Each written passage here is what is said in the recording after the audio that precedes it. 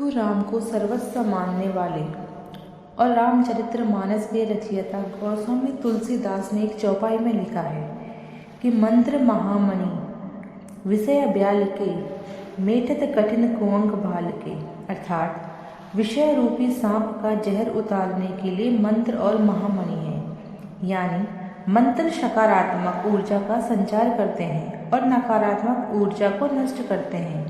आज मंगलवार है। इस दिन भगवान हनुमान जी का मंत्र जाप और सुंदरकांड का पाठ करने से समस्त कष्टों का नाश होता है और सुख समृद्धि की प्राप्ति होती है।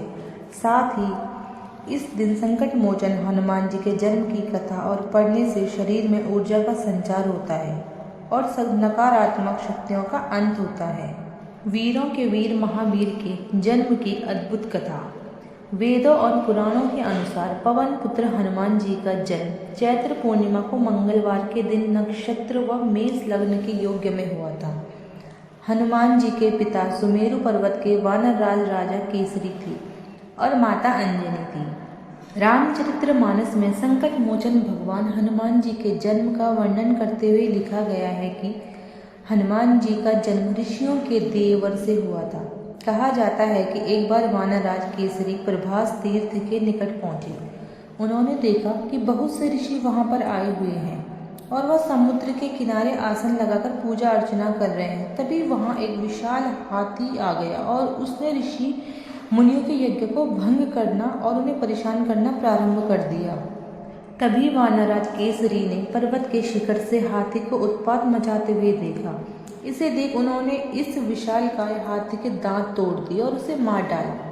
इससे प्रसन्न होकर ऋषि मुनियों ने वानरराज केसरी को इच्छा अनुसार रूप धारण करने वाला पवन के समान पराक्रमी तथा रुद्र के समान पुत्र का वरदान दिया।